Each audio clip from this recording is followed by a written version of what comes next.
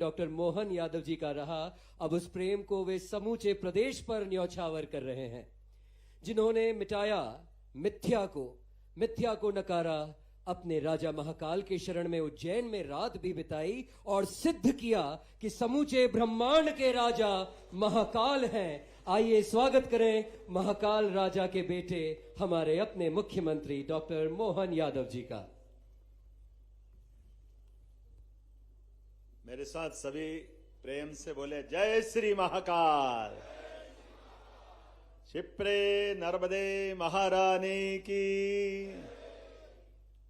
आज का ये बाबा महाकाल की शरण में प्रसादम लोकार्पण कार्यक्रम और अद्वितीय प्रतिभा के धनी डॉक्टर मांडविया जी के लिए करतल ध्वनि से अभिनंदन करें, उनका स्वागत करें। बहुमुखी प्रतिभा के धनी, अलग अलग सेक्टर में अलग अलग प्रकार से जैसे वो काम करते हैं, और कुछ उदाहरण हमारे सामने भी है कि जब दुनिया में कोविड की चुनौती थी, भारत में भी चुनौती थी, ऐसे में हेल्थ सेक्टर में कैसे काम करना। यशस्वी प्रधानमंत्री के नेतृत्व में लगभग 25 साल से वो जिस भी काम में मोदी जी आगे बढ़ते हैं, बहुत नजदीकी से सबसे ताकत से कोई समर्थन करता हुआ दिखता हुआ कोई व्यक्तित्व होता है तो डॉक्टर मांडविया होते हैं, ये मैं जानता हूं और हमने उसको हर जगह महसूस किया है। इसी कार्यक्रम में मंच पर विराजमान उप मुख्यमंत्री, मेरे अभिन्न मित्र और मेरी जनकपुरी के साथी भाई राजेंद्र शुक्ला जी, भाई साहब हमारी परसों बहुत जोरदार कार्यक्रम रीवा में कराया, जोरदार अभिनंदन करें अपने राजेंद्र शुक्ला जी का भी। स्वास्थ्य राज्य मंत्री नरेंद्र शिवाजी पटेल जी के लिए अभिनंदन करें। नरेंद्र जी भी बहुत युवा ऊर्जा के धनी हैं, लगातार अच्छे से अच्छा काम करते हैं। इसी मंच पर विराजमान हमारे लोकप्रिय सांसद मित्रवर अनिल फिरोजिया जी, करतल ध्वनि से उनका भी अभिनंदन करें। मेरे कॉलेज के साथी और उत्तर और दक्षिण दो ध्रुव पे पृथ्वी टिकी हुई है, कमोवेश क्या योग है ऐसा। मांडविया जी, ये नॉर्थ और साउथ के माध्यम से हमने पृथ्वी पे सारे जीवन की अवधारणाओं को लेकर चलते हैं। मैं अभी अपने भाषण में बताऊंगा, आगे थोड़ा सा अभी क्रम के साथ भाषण में कर लूं। हमारे एक और विधायक मित्र मेरे छोटे भाई सतीश मालवीय जी, घटिया के बहुत अच्छे विधायक, नगर निगम के महापौर मुकेश टटवाल जी, सभापति बहन कलावती यादव जी, विधायक जितेंद्र पंड्या जी, जितेंद्र जी भी ऊर्जा के धनी हैं, उज्जैन विकास प्राधिकरण के अध्यक्ष माननीय श्याम बंसल जी, इस अवसर पर मौजूद हमारे भाजपा के जिलाध्यक्ष विवेक जोशी जी, महामंत्री द्वय संजय अग्रवाल जी, सत्यनारायण खोईवाल जी, मंच के सामने बैठे माननीय जगदीश जी, रूप पमनानी जी, अशोक कड़ेल जी, ओम जी, माननीय सुल्तान सिंह शेखावत जी, इकबाल सिंह जी, सारे के सारे वरिष्ठ जन, जितने नाम बोलो, डॉक्टर प्रभुलाल जाटवा जी, डॉक्टर रमेश शर्मा जी, बहादुर सिंह चौहान जी, सारे मित्रों के लिए जोरदार अभिनंदन करते हैं। मैं आप सबको प्रणाम करता हूं। ये हमारी उज्जैन की रचना, भाई साहब, आपको पृथ्वी को समझना हो तो आप उज्जैन को समझ लो, तो हमारी पृथ्वी का लघु रूप ध्यान में आ जाएगा। 84 लाख योनियों का संसार, जिनके माध्यम से हमारे शरीर की कल्पना की जा सकती। हमारे यहाँ 84 महादेव है। 84 महादेव के माध्यम से हम पूरी कल्पना अपने सारे पूर्व जन्मों के आधार पर इसको समझ सकते हैं। दुनिया में 7 सागर है, हमारे यहाँ 7 सागर है। जो 7 सागर से हमने दुनिया को पृथ्वी पे जल की 70% उपस्थिति मानी है। और इसी प्रकार से कालों के काल महाकाल, ऐसा माना जाता है कि पृथ्वी एक बॉल है और बॉल पे 2 धागे लगाएं, एक ऐसा और एक ऐसा, उसका जो क्रॉस बिंदु बनेगा वो क्रॉस बिंदु सेंटर पॉइंट है। और ऐसा माना जाता कि वो काल का केंद्र महाकाल का केंद्र है, क्योंकि हर एक का जीवन नियत है। इस चराचर जगत में सब कुछ दृश्यमान में हर एक कोई घूम रहा है, कोई स्थिर नहीं है। चंद्रमा पृथ्वी के चक्कर लगा रहा है, पृथ्वी सूर्य के चक्कर लगा रही, सूर्य सौरमंडल के साथ किसी और के चक्कर लगा रहा है, कहीं आकाश गंगा तक ये क्रम जारी रहता है। और ऐसे में हम सब जानते कि पृथ्वी की रचना भी अगर अपन समझे तो हम अपने ये जो काल का नगरी है ये वास्तव में भविष्य का ग्रीनविच है। 300 साल पहले तक दुनिया में समय की शुद्धता की गणना कहीं से अगर होती थी तो उज्जैन से होती थी, ये उसका सेंटर पॉइंट है। और हमने इस सेंटर पॉइंट को लेकर के साइंस टेक्नोलॉजी विभाग को जोड़ करके एक नई ऑब्जर्वेटरी भी बनाई। आईआईटी और फिजिक्स के डिपार्टमेंट यूनिवर्सिटी को जोड़ करके उस पर रिसर्च कराने का काम भी चालू कराया। और अपनी आंखों से आप 21 जून और 22 दिसंबर को देख सकते हैं, दिन के मध्याह्न में ठीक 12 बजे सूर्य देवता जब अपनी कक्षा बदलते हैं तो आपकी आंखों से दिखाई देगा कि सूर्य उत्तरायण से दक्षिणायन में कैसे प्रवेश कर रहा है। जब ऐसा कहते हैं कि एक समय ऐसा आता कि जब छाया भी आपका साया भी आपका साथ छोड़ देता, वो पॉइंट अगर देखना तो वो अपने उज्जैन से हमको दिखाई देता है। ऐसे कई सारे बहुत सारे प्रकार है। और आप ये देखिएगा कि दुनिया में जब किसी का भी कोई बड़ा व्यक्तित्व निखर के आया है जिसको दुनिया एक तरह से अमरता की श्रेणी में लाती या महानतम श्रेणी में खड़ा करते हैं, उसका कभी न कभी उज्जैन से संबंध आया ही होगा। उज्जैन से संबंध आए बिना व्यक्ति का विराट व्यक्तित्व नहीं होता है। यह गौरवशाली महत्व भी उज्जैन का है। हजारों साल से, लाखों साल से प्रभु राम का 17 लाख साल का अयोध्या का घटनाक्रम हमने देखा है। प्रभु राम उज्जैन में अपने पिता के श्राद्ध करने के लिए उज्जैन आए। काकभूषणी के माध्यम से रामायण जी की पूरी रचना की महत्ता उज्जैन से जुड़ी हुई है।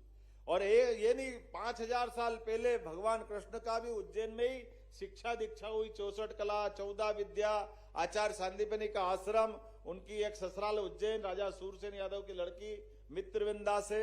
ऐसे कई कई कारणों से 2500 साल पहले हमको मालूम है, जब अपना एक अलग दौर से देश गुजर रहा था, बौद्धों की एक नई ताकत का उदय हो रहा था, महात्मा बुद्ध के काल में भी उज्जैन का विशेष महत्व रहा है।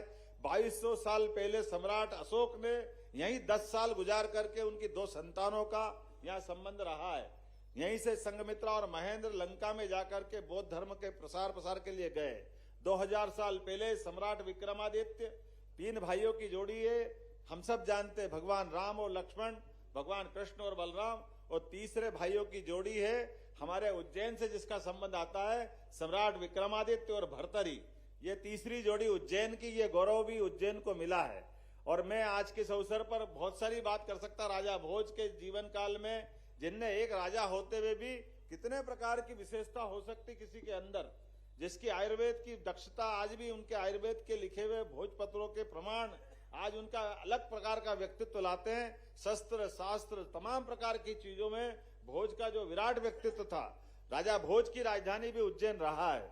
और मैं मान के चलता हूं यशस्वी प्रधानमंत्री के नेतृत्व में भी प्रधानमंत्री जी का जब नाम गोवा में घोषित हुआ, मुझे इस बात की प्रसन्नता कि हमारी विचार बैठक उज्जैन में हुई थी। उज्जैन से डिसाइड हुआ कि भविष्य का प्रधानमंत्री कौन बनेगा, तो नरेंद्र मोदी जी का नाम जो गोवा में जाकर के डिक्लेयर हुआ, उसकी जो शुरुआत हुई है, उसका बीज मंत्र यहां से पढ़ा गया था।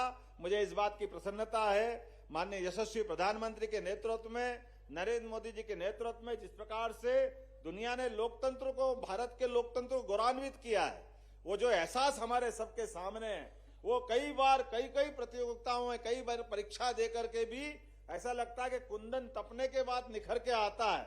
उसी रूप में उनका जो स्वरूप निखर के आया जब आपने कोविड की बात छेड़ी। सच मानिए मैं भी डर गया था। माननीय मोदी जी ने जीएसटी और बाकी नोटबंदी में कई बार जब अपनी बात कही तो हमको लगा कि देश को संभाल लेंगे, लेकिन एक ऐसी बीमारी जिस बीमारी का आता पता किसी को मालूम नहीं, इलाज मालूम नहीं, इतनी बड़ी आबादी और हमारे यहाँ इतने विविधता वाले भौगोलिक क्षेत्र में नदी, पहाड़, पर्वत, समुद्र, कौन कहाँ कैसे रहता है, कहाँ उसका इलाज होगा, कहाँ व्यवस्था बनेगी। ऐसे कठिन समय में, चुनौती के काल में भी मोदी जी ने बताया कि 56 इंच का सीना वाला नेतृत्व करता, उनको वैसे ही नहीं मानते। जब उन्होंने कहा कि मैं लॉकडाउन की घोषणा करता, और लॉकडाउन की जिस दिन घोषणा की हमने दूसरे दिन से देखा रेल बंद, बस बंद। दुनिया में कभी ऐसा ही नहीं कि पानी के जहाज भी बंद, ऊपर हवाई जहाज भी बंद, और तो आकाशवाणी पे गाने बजना बंद हो गए। ऐसा लगा कि कहां का डरावना समय आया। ये कौन सा समय आया? लेकिन ऐसे कठिन समय में भी जब उनको भी आगे मार्ग मालूम नहीं था, लेकिन एक बात उनको मालूम थी, परमात्मा की कृपा से भारतवासियों पे सदैव देव कृपा सदैव सदैव रहती आई है। बाबा महाकाल की कृपा आती है।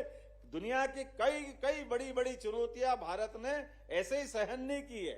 ये बाबा महाकाल की कृपा है। वैज्ञानिकों को प्रोत्साहन दिया, आप जैसा सुयोग्य व्यक्ति उनके साथ था, और हमने देखा कि दुनिया में अलग रूप से निकल करके हमारा वो दौर आया जब हमने दुनिया के सामने न केवल अपने नागरिकों की जान माल की रक्षा की, बल्कि दुनिया के अंदर भी जो मानवता का सिद्धांत है, सर्वे भवन्तु सुखिनः सर्वे सन्तु निरामया, जो हम बात उदात्त बात वेद मंत्रों की गाते हैं, उसको ऐसे ही नहीं दोहराते हैं, वो स्थापित करके दिखाया है। ये विराट व्यक्तित्व मोदी जी के माध्यम से हमारी सनातन संस्कृति धन्य हुई है। मुझे इस बात की प्रसन्नता है कि इसी मंत्र के आधार पर जो हमारा सांस्कृतिक अनुष्ठान का जो पर्व चल रहा है, ये हमारा अपना केदारनाथ बाबा का मंदिर हो, अयोध्या का राम मंदिर हो, बाबा महाकाल का महालोक हो, तो ये केवल देवस्थान नहीं है। केवल देवस्थान पे पूजा पाठ के कर्मकांड के लिए हम आमंत्रित नहीं कर रहे, हम उनकी सभी प्रकार की चिंता कर रहे हैं। मैं आपका अभिनंदन करता हूं, ये प्रसादम के माध्यम से आपने ये खाने पीने के जो स्वास्थ्य की मूल चीजें, हाइजेनिक खाद्य के माध्यम से जो देश का पहला सेंटर का उद्घाटन किया है, मैं आपका वंदन करता हूं, अभिनंदन करता हूं, बधाई देता हूं। और आज का ये दिन आपके इस माने मात्र से मैं आपकी जानकारी के लिए बताना चाहूंगा कि डबल इंजन की सरकार कैसे काम करती है। माननीय मांडविया जी, जैसे ही मैंने शपथ ली और कहा गया कि कल आपको कैबिनेट लेना होगी, और कैबिनेट लेने का जो एजेंडा था, बाबा महाकाल की कृपा थी। हमारे यहाँ पता नहीं क्या क्या खुले में बिकता था, हमने कहा कहीं नहीं बिकेगा, सब दूर ताले लगेंगे। 25,000 से ज्यादा दुकानों पे बंद किया गया कि हाइजीनिक दृष्टि से, खाद्य सेफ्टी की दृष्टि से ये जो खुले में उल्टा पुल्टा माल मिलता बिकता है, ये नहीं बिकेगा, चाहे जो हो जाए। कानून व्यवस्था के अंतर्गत हमने वो सारा बंद करने का प्रयास किया, और आज मुझे इस बात की प्रसन्नता है कि लगभग 25 दिन के बाद पहली बार मैं भाषण में बोल रहा हूं कि हाँ, हमने बंद किया था। हमारे एक निर्णय मात्र लिए गए और निर्णय का एग्जीक्यूशन अधिकारियों ने कराया है। निर्णय लेने का मतलब ही ये होता है कि निर्णय का पालन, पूरी सरकार के लिए गए निर्णयों का पालन अधिकारियों को करना ही चाहिए। ऐसे कई निर्णय हमने किए। मैं आज के इस अवसर पर, चूंकि आज आपने एक बहुत अच्छी बात भी कही है, क्योंकि आप हेल्थ मिनिस्टर है और आपने बड़ी संभावना देखी। आपके लिए जानकारी में देना चाहूंगा, जब मंत्रिमंडल का गठन किया तो मंत्रिमंडल के गठन में हमने ये जो अलग अलग मंत्रालय थे, चिकित्सा शिक्षा मंत्रालय अलग, चिकित्सा मंत्री अलग, हमने कहा इसकी जरूरत नहीं, जो पूरा आपने बताया कि पूरे देश में एक ही होता है। हमने हमारी भूल सुधार ली है। हमने सारा जवाबदारी राजेंद्र शुक्ला जी को दी है कि हम हमारे चिकित्सा मंत्री और चिकित्सा के साथ चिकित्सा शिक्षा मंत्री भी ये रहेंगे। आपके नेतृत्व में जो माननीय प्रधानमंत्री ने घोषणा की है कि हम पूरे देश के अंदर कम से कम एक लोकसभा में एक मेडिकल कॉलेज लाएंगे, निश्चित रूप से हम भी कोशिश करेंगे कि न केवल एक मेडिकल कॉलेज एक लोकसभा में, हम तो ये चाहेंगे कि हमारे हर जिले में एक मेडिकल कॉलेज बने। इस दिशा में हम लगातार काम कर रहे हैं, क्योंकि हेल्थ से बढ़कर के कुछ हो नहीं सकता है। ऐसे कई कई कामों को लेकर हम लगातार आगे बढ़ रहे हैं। आज के इस अवसर पर आपने बहुत हमारे लिए, एक तरह से मैं आपका आभार मानता हूं, और उज्जैन में मेरा जवाबदारी दोहरी हो जाती है। उज्जैन का मैं विधायक भी हूं और उज्जैन से साथ साथ प्रदेश की जवाबदारी भी आपके माध्यम से मिली है। इस नाते से मैं आपका आभार भी मानता हूं और उम्मीद करता हूं कि स्वास्थ्य सेवाओं को लेकर के आपका लगातार समर्थन हमको मिलता रहेगा। और आज ही के अवसर पर लगभग 227 करोड़ के कई सारे निर्माण कार्य, लोकार्पण, भूमि पूजन का भी आज हमने इसी कार्यक्रम के माध्यम से दोनों कार्यक्रम किए। एक बार करतल ध्वनि से पूरे कार्यक्रमों का कि विकास का कारवां लगातार चलता रहेगा, विकास के मामले में कोई कॉम्प्रोमाइज नहीं होगा। इसी प्रकार के लगातार कार्यक्रम चलते रहे। कल ही हमने तय किया है कि इस बार की मकर संक्रांति महिला सशक्तिकरण के लिए होगी, क्योंकि माननीय मोदी जी ने कहा है कि हमारी दृष्टि में केवल 4 ही जातियां हैं, उसमें महिला, किसान, युवा, गरीब। तो निश्चित रूप से हमारी सरकार इन चारों सेक्टर में बराबरी से काम कर रही है। मैं उम्मीद करता हूं कि इन कामों के माध्यम से निश्चित रूप से न केवल लोकतंत्र गौरवान्वित होगा, बल्कि 21वीं शताब्दी में भारत माननीय मोदी जी के नेतृत्व में दुनिया का सबसे सशक्त राष्ट्र बन के उभरेगा। ये कामना करते हुए एक बार फिर आप सबका आभार मानता हूं, धन्यवाद देता हूं। बहुत बहुत धन्यवाद। जय श्री महाकाल। बहुत बहुत धन्यवाद माननीय मुख्यमंत्री जी। बड़ी सुंदर बात आपने कही। 4 ही जात है, 4 ही जातियां हैं, महिला, किसान, युवा और गरीब, और चारों का विकास ही है सरकार का एजेंडा। इस कार्यक्रम की अंतिम कड़ी के रूप में अब मैं बहुत विनम्रतापूर्वक आग्रह करूंगा माननीय स्वास्थ्य राज्य मंत्री श्री नरेंद्र शिवाजी पटेल साहब से, कृपया